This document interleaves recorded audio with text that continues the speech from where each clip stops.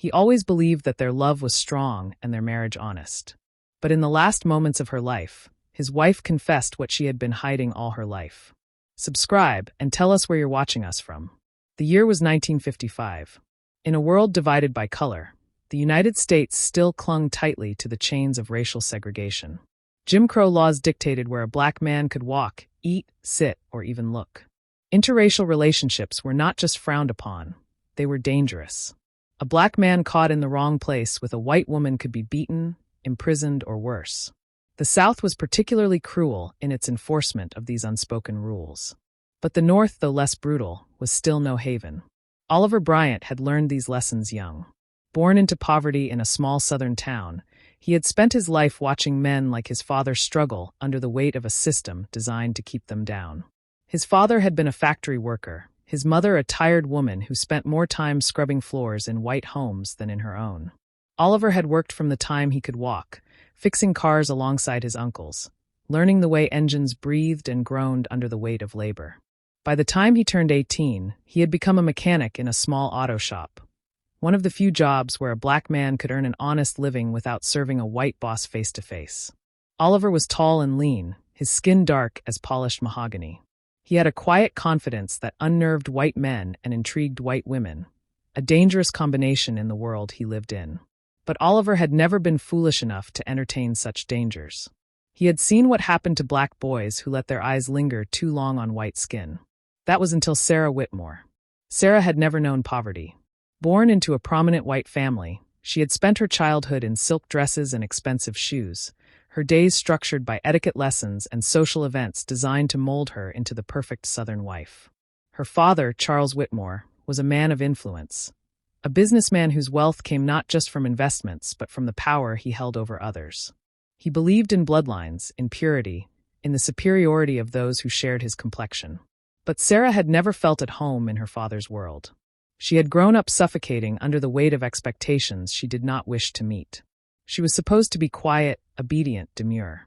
Instead, she was curious, restless, always searching for something beyond the perfect life laid out for her. The night she met Oliver, she was 18 years old. The summer heat clung to her skin as she slipped into a dress she had been told was too bold, too revealing. The air smelled of whiskey and cigarette smoke as she entered the dimly lit basement where the music of rebellion played. Jazz, smooth and electric, notes curling around the edges of segregation like whispers of defiance. The party was one of the few places where color lines blurred.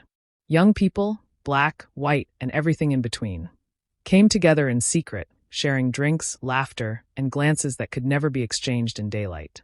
It was there that Oliver first saw her. She was nothing like the white women he had been warned about. There was no fear in her eyes when she met his gaze, no hesitation in the way she moved toward him. Her blonde hair cascaded over her shoulders, her blue eyes alight with something dangerous, curiosity, excitement, defiance. She asked his name. He hesitated.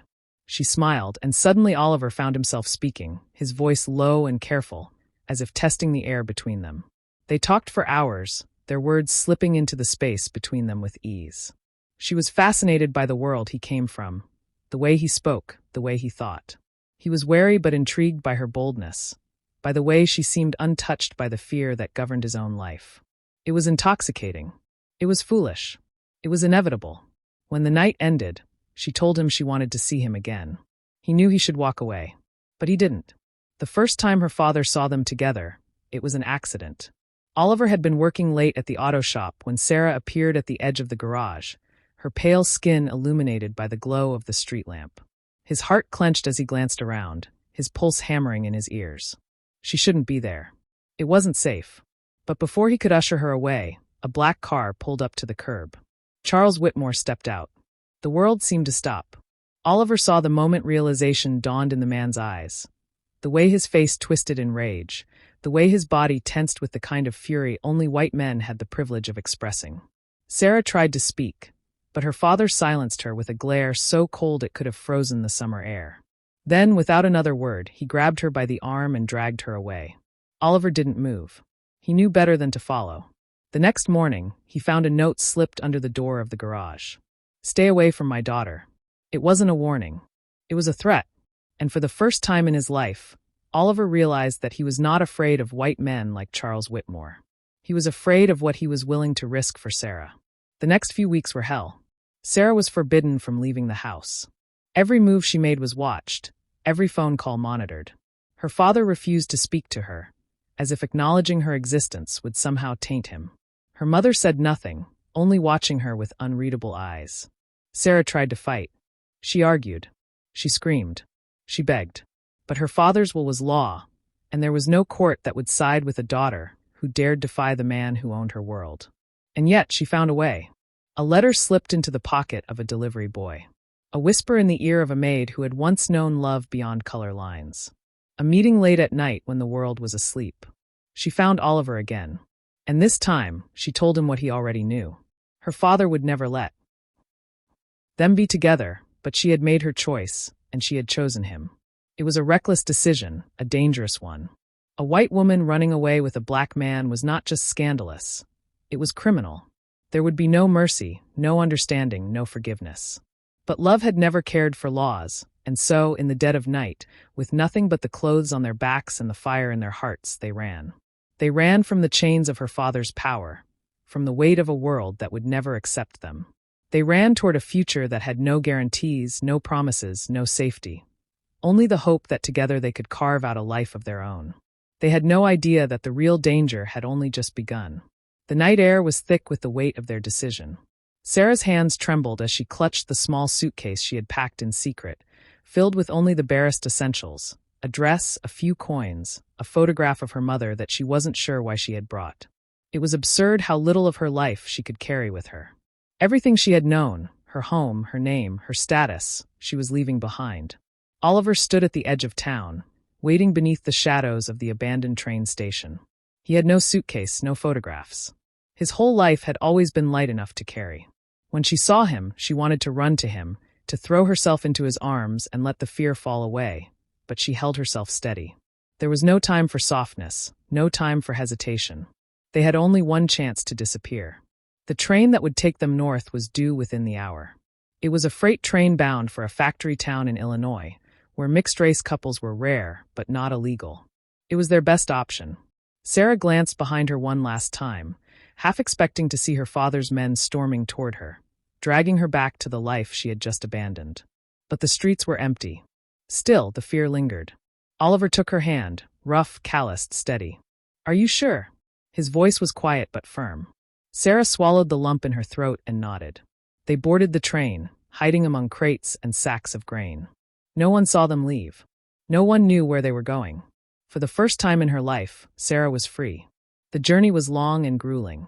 They traveled in darkness, their bodies stiff from crouching in the narrow space between cargo boxes. The sound of the train wheels rattled through Sarah's bones, each clank a reminder that there was no turning back. Oliver barely spoke. He was always listening, always watching. Every time the train stopped, he tensed, waiting for the sound of approaching footsteps, for the doors to slide open and reveal men with guns ready to tear them apart. But no one came. On the second night, they reached Illinois. The factory town was a far cry from the elegant streets of Sarah's childhood. The air was thick with smoke, the streets lined with soot-covered buildings, the people weary from long hours of labor. But here, they were just another couple. No one looked twice at a white woman standing beside a black man. It wasn't acceptance, it was indifference. And indifference was enough. They found a place to stay in a cramped boarding house, where the walls were thin and privacy was non-existent. Their room was barely big enough for the narrow bed they shared, but it was theirs. Oliver took a job at the local steel mill, working 12-hour shifts in unbearable heat. Sarah found work as a seamstress, her fingers blistered from long hours of stitching. It was hard, grueling, and nothing like the life she had known. But she never complained, because for the first time, she had chosen this life. The marriage took place in a tiny church on the outskirts of town. There were no guests, no flowers, no music. Just the two of them and a preacher who barely looked at them as he muttered the vows. There was no ring, no celebration, just a quiet exchange of promises spoken not for the world, but for each other. When the ceremony ended, Sarah stood outside the church, staring up at the sky, feeling the weight of the moment settle in her chest. She was no longer Sarah Whitmore, daughter of privilege. She was Sarah Bryant, wife of a black man in a world that would never fully accept them. And yet, she felt lighter than she ever had before. The first year of marriage was a test. The factory town was safer than the South, but that did not mean it was kind. Oliver's co-workers kept their distance, uncertain what to make of the man who had arrived with a white wife. The women in town looked at Sarah with wary eyes, unsure if she was lost, confused, or simply foolish. They were tolerated, but never welcomed. Money was always tight. Some nights, they went to bed hungry. Sarah learned how to mend clothes until they were more stitch than fabric. Oliver learned how to stretch every dollar, bargaining for scraps at the market, working overtime until his body ached. But they endured because love had carried them this far. And yet, love did not erase fear. Sarah's father had not forgotten her. Letters arrived at the boarding house, each one colder than the last. The first was a demand, "Come home now." The second was a warning, "You don't understand what you've done." The third was a threat, "You will regret this." Sarah burned them all. But the fear lingered. Her father was not a man who accepted defeat. One day he would find her, and she did not know what he would do when he did. That fear crept into her dreams. It whispered in the back of her mind when she walked through the market, when she saw men in suits glancing at her too long, when she heard footsteps behind her at night. And so, without telling Oliver, she began to save money. At first, it was just a few coins tucked beneath the mattress. Then, a few bills hidden in the hem of her dress. She told herself it was nothing, just a precaution, a habit born from fear, not from doubt. But deep down, she knew the truth. She had chosen Oliver, but part of her still feared that one day she would have to leave him behind. The years passed, and life in the factory town settled into a pattern. It was never easy, never truly comfortable, but it was theirs. Oliver worked himself to the bone, coming home each night with aching muscles and soot-stained hands. Sarah stitched clothes until her fingers bled, her once delicate hands now rough with calluses. They built a life together, piece by fragile piece. And then the first child came. Sarah had never been more terrified. She had expected joy, had imagined the moment she would place her newborn in Oliver's arms and feel the warmth of their family growing. But when she saw the tiny boy wrapped in blankets, she felt something else entirely, guilt. Because as she looked at her son, she couldn't stop thinking about the child she had abandoned. She had been 17, a different girl in a different life. Her family had kept the pregnancy a secret, hiding her behind closed doors, telling friends and relatives that she had taken ill, that she needed rest. She had never been given a choice. When the baby was born, a boy, just like this one, she had barely been allowed to hold him before he was taken away. Her father had arranged for everything: a quiet adoption, a discreet payment to ensure there would be no records, no connection to the Whitmore name. Sarah had cried for weeks, but in time, she had learned to silence the ache. She had told herself that it was for the best, that the child would have a better life without her, without the burden of scandal. And then she had met Oliver. She had buried that past beneath a new life, a new love. But now, holding her newborn son in her arms, the past clawed its way back. She had another child out there, a son who had been lost before he even had a chance to know her. She never told Oliver. She couldn't. The weight of that secret settled into her bones, a quiet, gnawing guilt that never fully left her. Their son, Isaac, grew fast, his skin a rich blend of his parents' colors, his eyes sharp like his father's, his smile soft like his mother's. He was the first thing they had ever truly built together, a living, breathing testament to their love. And yet, Sarah couldn't shake the feeling that something was missing. She dreamed of the child she had given away. She wondered if he looked like Isaac, if he had her nose, if he had Oliver's steady gaze. She wondered if he ever thought of the mother he had never known. She never spoke of it. Instead, she buried it deeper, and she devoted herself to Isaac, to Oliver, to their life. But the past had a way of creeping back, even when you tried to outrun it. Years passed, and another child came. Margaret. She was wild from the start, loud and unafraid, her laughter filling the tiny rooms of their boarding house. She had none of her mother's softness, none of her father's quiet. She was a force unto herself, a storm in a little girl's body. Sarah adored her. But with each passing year, the secret grew heavier. She imagined the boy, now a young man, living in some unknown city, perhaps in a house much like theirs, perhaps wondering who he was. She prayed that he had been given a good life. She prayed that he had never felt abandoned. And she prayed that Oliver would never find out. But secrets had a way of poisoning everything. Sarah became quieter, more distant. Oliver noticed. At first, he thought it was exhaustion. Parenthood was hard, and their life was not an easy one. But then he saw it, the way she would stare off into the distance, lost in thought. The way she would hesitate before answering questions about her past. The way she flinched whenever adoption was mentioned, even in passing. Oliver was not a man who pried. He respected silence, understood that some wounds were too deep to touch. But this was different. This was his wife. And she was slipping away from him. One night, long after the children had gone to bed, he found her sitting at the small wooden table in their kitchen, staring at a torn piece of fabric in her lap. She didn't notice him at first. And for the first time in their marriage, Oliver felt a distance between them that terrified him. There were things she was not telling him, things she never would. And for the first time, he wondered if he truly knew his wife at all. Sarah had always known that marriage was not the fairy tale that books and films made it out to be. She had known, even as a child, that love and survival were often two separate things. But she had never expected to live in a marriage built on both. Oliver was a good husband. He was steady, patient, reliable. He worked hard to provide for her and the children, never once complaining about the exhaustion that came with 12-hour shifts at the steel mill. And he loved her. She had no doubt about that. But she carried a secret that weighed heavier than any love could lighten. Because when she had married him, she had not done it out of love. She had done it out of fear. She had grown up knowing that her father would choose her husband for her. That was the way it was done in families like hers. Old Southern money, bloodlines that traced back to colonial wealth. Women did not choose. They were chosen. Her father had spent years grooming her for marriage, introducing her to the sons of bankers, lawyers, businessmen. He had lined them up like racehorses, inspecting them for pedigree, for wealth, for the right kind of arrogance. And she had played along. She had smiled, nodded, let them take her hand, let them lead her across ballroom floors. She had done what was expected. Until Oliver. Until she had seen something different. A man who did not belong in her world. A man who made her question everything she had been taught. And she had run to him.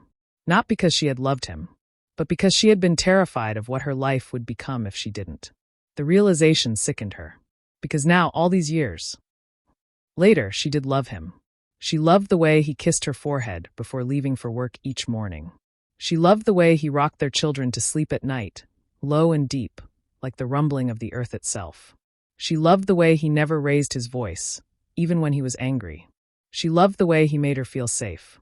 And yet, she had never told him the truth, that when she had married him, it had not been a choice of the heart. It had been a choice of survival. She told herself it did not matter, that love had come in time, that it made no difference how their story had begun so long as it had led them here. But then came the whispers. Not from Oliver, but from the world around them. From the women in the market who still looked at her as though she had lost her mind. From the men who sneered when Oliver passed them in the street. From the children who asked questions she didn't know how to answer. Mama, why do some people look at Daddy like he don't belong? Mama, why do the other kids say I'm different? Mama, why don't Grandpa ever visit? And she had no answers. Because the truth was ugly. The truth was that she had spent so many years trying to forget where she had come from that she had never stopped to think about what it meant for her children to live in the space between two worlds. And worst of all, she had never told Oliver. She had never told him that, in those first months when things were hardest, when she had been exhausted and scared, she had thought about leaving. She had looked at the money she had hidden away, had counted it over and over in the quiet hours of the night, wondering if it was enough to take the children and disappear. She had never planned to do it, but the fact that she had considered it at all haunted her. Oliver was no fool. He saw the way she avoided certain questions. He saw the way she hesitated when he asked about her past. The way she grew quiet when their children spoke of race, of belonging, of the things that set them apart. And he wondered, not just about her secrets, but about her love. Did she love him because he was her choice? Or because he had been her only escape? It was a question he was afraid to ask because he wasn't sure he wanted to know the answer. Sarah had convinced herself that the past was behind her. She had built a new life, a family, a home that, while modest, was safe. The world outside their walls still looked at them with suspicion, but inside, they had found something close to peace. But peace was fragile, and the past had a way of creeping back when you least expected it. The first letter arrived on an ordinary afternoon. It was slipped under the door while she was out shopping, a thin white envelope resting on the wooden floor like a ghost from another life. She stared at it for a long time before picking it up. There was no return address, just her name. The handwriting was unmistakable. Her father's. Her stomach twisted as she tore it open. The words inside were short. Cold. You do not understand what you have done. She felt sick. It had been years since she had last heard from him. After she had run away, he had sent letters demanding that she come home. Then letters threatening her. Then nothing. She had thought that meant he had given up. She had been wrong. For weeks, she waited for another letter. But none came. She tried to push it from her mind, but the weight of it settled in her chest like a stone. What did he mean? Was it just another attempt to control her? Or was it something worse? She told herself not to worry. But then she saw the man. It was early evening. She had taken the children to the market, letting them chase each other between the stalls as she bartered for potatoes and fresh milk. And then she saw him. A white man in a suit, standing at the corner of the street. He wasn't buying anything. He wasn't talking to anyone. He was watching her. A chill ran through her. She told herself she was imagining things. But the next day she saw him again. And the day after that. Always at a distance. Always watching. She didn't tell Oliver. She knew what he would say. You're seeing things. You're worrying over nothing. Or worse. If it is your father, we need to face him. But she didn't want to face him. She just wanted him to stay in the past, where he belonged. And then the second letter came. This one was different. It was not from her father. It was from someone she had never expected to hear from again. I know who you are. Her heart stopped. She read it again. The handwriting was unfamiliar. The message was vague. But she knew. Someone had found out about her first child. About the son she had abandoned all those years ago. A secret she had buried so deep, it had nearly been forgotten. And now someone knew. She felt the walls of her world begin to crack. For days she said nothing. She barely slept. She barely ate. Oliver noticed. He asked her what was wrong. She told him it was nothing. But he knew better. And when he found the letter, crumpled and hidden at the bottom of her dresser drawer, she could see the shift in his eyes. A realization that there were things about her he had never known. And maybe after all these years, he didn't know his wife at all. Sarah had always known that the past would catch up to her one day. She had spent years convincing herself that the life she had built was separate from the one she had left behind. That the woman she had been, the privileged daughter of Charles Whitmore, the girl who had been too afraid to fight for her first child, the young bride who had run into Oliver's arms not out of love, but out of desperation, had disappeared. But the truth was, that woman had always been inside her, hiding, in the corners of her mind, waiting for the moment when she would be forced to face everything she had buried. And now, as her body betrayed her and the weight of time pressed down on her bones, she knew that moment had come. The sickness had started slow, a cough here, a dizzy spell there, nothing she had taken seriously. But then the pain began, a sharp, relentless ache in her chest that stole her breath, that made the simplest movements unbearable. Oliver noticed first. He watched her struggle to lift the iron pot from the stove, saw the way she winced when she thought no one was looking. At first, he said nothing. But one night, when she collapsed on the floor while folding laundry, he knew they could not ignore it any longer. The doctor came the next morning. He was a white man, middle-aged, his face unreadable as he pressed his fingers to Sarah's wrist, listening to the rhythm of her pulse. He asked her questions, nodded at her answers, frowned at her silence. When he spoke, his voice was calm, too calm. She had seen that kind of calm before, the kind that softened bad news, that pretended kindness while offering no solutions. She was dying. It's her heart, he said. Weakening. Failing. Nothing to be done. Oliver stood in silence, his hands clenched at his sides. Sarah closed her eyes. She had expected fear, but all she felt was exhaustion. She had been running from so many things for so many years. Maybe it was time to stop. Oliver refused to accept it. He spent days searching for another doctor, another answer, another hope. But the answer was always the same. Her time was running out, and she knew, more than anything, that she could not leave this world without telling the truth. She had spent a lifetime keeping secrets. It was time to set them free. One evening, as the sun dipped low behind the rooftops, she asked Oliver to sit with her. He hesitated at first. There was something different in her voice, something final. He was afraid, not of her dying, but of what she was about to say. She told him everything. About the money she had hidden away. About how, in the early years of their marriage, she had doubted him, had doubted their life together, had feared that one day she would need to escape. She told him about her first child, the son she had abandoned, the life she had erased. She told him about her father, how even in death he had managed to haunt her, how she had never truly been free of him.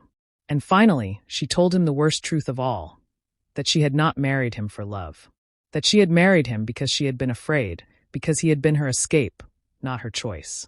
Oliver sat in silence. She could not read his expression, could not tell if he felt anger or pain or nothing at all. She felt the tears slip down her cheeks, felt the weight of a lifetime's worth of guilt pressing against her chest. And then she told him the only thing she knew to be true, that despite everything, despite the lies, the secrets, the mistakes, she had come to love him. Truly, deeply, more than she had ever thought herself capable of. She loved him, and she hoped in the end that would be enough. The days blurred after that. Oliver said little. He took care of her. He held her when the pain was too much, wiped her forehead when the fever came, carried her to bed when her legs could no longer support her. But he did not tell her how he felt. She did not ask. She did not need to know. Because in the end, it did not matter. He was still there. And for her, that was enough. Enough. One night, as the cold crept through the house and the weight of her body became too much to bear, she felt Oliver's arms around her. He whispered something, so soft she barely heard it. And as she closed her eyes for the last time, she smiled. Because she knew, in that moment, that he had forgiven her. Or maybe he hadn't. Maybe it didn't matter. Maybe love was not about perfection. Maybe it was about choosing to stay, even when it hurt. Even when the past could never be undone. Even when goodbye was the only thing left to say. The house was too quiet. The kind of quiet that settled into the walls, into the space between breaths, into the weight of a body that would never rise again. Sarah was gone, and Oliver sat in the silence of their bedroom, staring at the empty space beside him, at the pillow that still held the faintest imprint of her head. For days, he had not moved it, as if by leaving it untouched, he could trick himself into believing she was still there. But the truth was inescapable. She was gone, and she had left him with a lifetime of secrets. Her confession had broken something inside him. Not because she had lied, but because he had never truly suspected. For all the years they had spent together, for all the moments they had shared, he had believed in her. Believed that their love had always been real. That it had been built on trust, not necessity. And now he didn't know what to believe. Had their life been a lie? Had she ever really chosen him? Or had he only ever been an escape? A refuge? A way out of a life she did not want. He had spent his whole life fighting to be seen as a man in a world that called him less than that, told him he was never enough.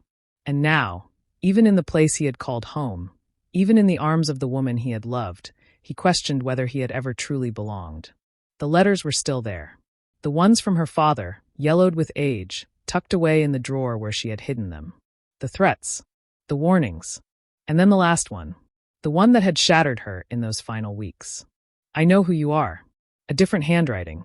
A different fear. She had never told him what it meant. But now he had to know. He opened the drawer, his fingers shaking as he pulled out the stack of old papers. Unfolding them one by one, the last letter was brief, a single sentence. Your son is looking for you. Oliver froze. The room tilted. He read the words again, his breath catching in his throat. Their son. Not Isaac. Not Margaret. The one she had given away. The one he had never known existed. His hands tightened around the paper. There had been another child, another piece of her that she had kept from him. A son who had been out there searching for answers. And now she was gone, and all that was left were questions that could never be answered. Oliver sat in the silence, staring at the letter, at the truth of a life he had never truly known. And for the first time since Sarah's death, he let himself grieve, not just for her, but for the life they had built. A life he had thought was real. A life he now realized had been filled with ghosts. The house felt different without her. It wasn't just the emptiness, the absence of her voice, the quiet rustling of her movements as she folded clothes or hummed to herself in the kitchen.